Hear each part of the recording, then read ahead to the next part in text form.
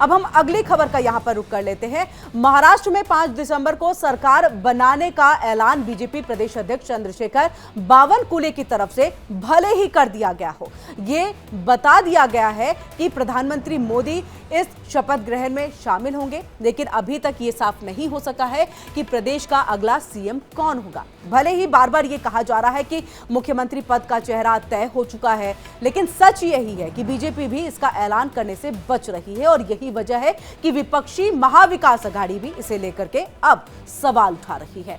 राजनीतिक पीड़ितों को भी इस हालात पर हैरानी हो रही है। हालांकि महायुति के तीनों दल लगातार ये कह रहे हैं कि गठबंधन में आपसी सहमति है, कोई कंफ्यूजन नहीं है। असल में इस सफाई की जरूरत बार बार इसलिए भी पड़ रही है क्योंकि पहले सीएम पद को लेकर के, फिर मंत्रालयों को लेकर के जिस तरह से शिवसेना और बीजेपी के बीच में तनातनी की खबरें सुर्खियां बन रही हैं, उसने इस अफवाहों को बल दिया है कि महायुति में हालात ठीक नहीं है। देखिए, महाराष्ट्र विधानसभा चुनावों में महायुति की महाजीत के बाद क्या राज्य की राजनीति में सबसे बड़ा सियासी खेल होना अभी बाकी है? ये सवाल इसलिए खड़ा हो रहा है क्योंकि राज्य के कार्यवाहक मुख्यमंत्री एकनाथ शिंदे ने फिर से ऐसा बयान दिया है जिसे सियासी तौर पर कई तरीके से देखा जा रहा है। ठाणे में मीडिया से बातचीत में शिंदे ने कहा है कि सोमवार को महाराष्ट्र का सीएम तय होगा। सीएम शिंदे ने कहा है कि प्रधानमंत्री नरेंद्र मोदी और अमित शाह जो भी फैसला लेंगे वो मुझे मंजूर होगा। ऐसे वक्त पर सीएम शिंदे का ये कहना कि मुख्यमंत्री का फैसला सोमवार को होगा और इससे सवाल खड़ा ये हो रहा है कि क्या बीजेपी नेतृत्व राज्य में फिर चौंकाएगा। महाराष्ट्र में महासस्पेंस के बीच में बीजेपी नेता राव साहेब दानवे ने कहा है कि सीएम का नाम तय हो चुका है, सिर्फ केंद्रीय नेतृत्व की मुहर लगनी बाकी है। अभी मेरी तबीयत अच्छी है। मैं यहाँ पर आया था रेस्ट करने के लिए। अभी बहुत काफी भागदौड़ हो गई चुनाव में।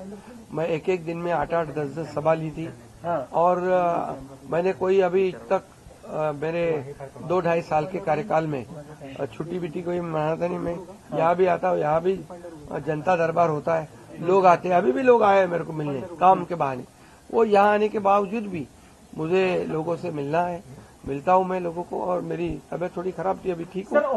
और मुझे एक ही है कि ये सरकार जो है ये जनता की आवाज वाली सरकार है। पूरी तरह मैंने मेरा समर्थन दिया है, उसके लिए कोई किंतु परंतु नहीं है।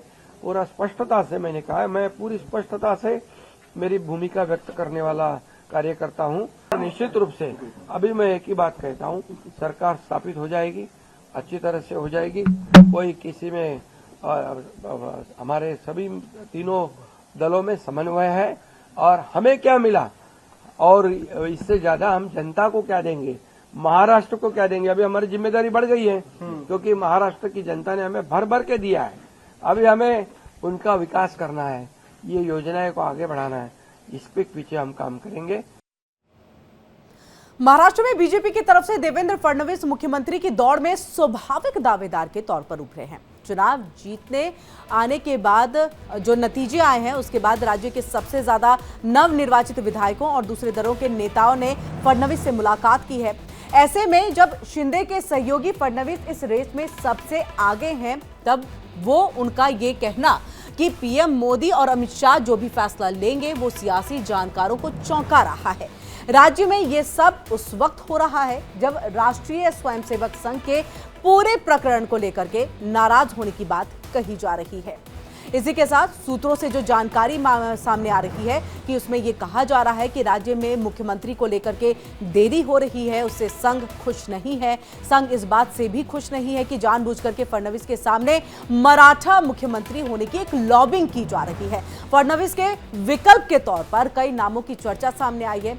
इनमें बीजेपी के प्रदेश प्रमुख चंद्रशेखर बावनकुले, विनोद तावडे, चंद्रकांता पाटिल, मुरलीधर मोहोल और ये सभी नाम जो हैं वो शामिल हैं। और तावडे, पाटिल और अगर हम मोहोल की बात कर ले जो मराठा हैं, जबकि चंद्रशेखर बावनकुले ओबीसी से आते हैं। संघ इससे खुश नहीं है। राज्य का मुख्यमंत्री ओबीसी या फिर मराठा होना चाहिए। संघ की तरफ से देवेंद्र फडणवीस को सीएम पद का स्वाभाविक दावेदार माना जा रहा है। फडणवीस ब्राह्मण है। बीजेपी को 132 सीटें जिताने में फडणवीस की माइक्रो प्लानिंग को जिम्मेदार माना जा रहा है। मीडिया में आई रिपोर्ट्स के मुताबिक संघ के हवाले से जो ये कहा गया है कि फडणवीस में नेचुरल चॉइस है, लेकिन इसके बाद भी शिंदे अभी तक फडणवीस को खुल करके समर्थन नहीं दे रहे हैं।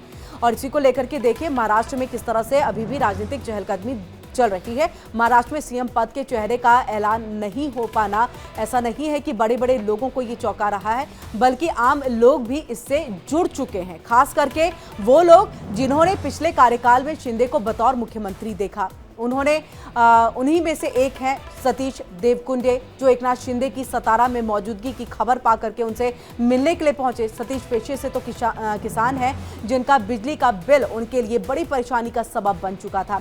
ऐसे में सतीश ने सीएम एकनाथ शिंदे से मदद की गुहार लगाई थी, जिसके बाद सीएम शिंदे ने सतीश से मुलाकात की। उसके बाद न केवल उनका बिल माफ कराया, बल्कि उन्हें कई और तरह की सुविधाएं भी मुहैया कराई, जिसके तहत उन्हें बस का फ्री पास भी दिया गया। अब सतीश देवकुंडे को भी एकनाथ शिंदे के दोबारा मुख्यमंत्री न बनाए जाने का दुख हो रहा है।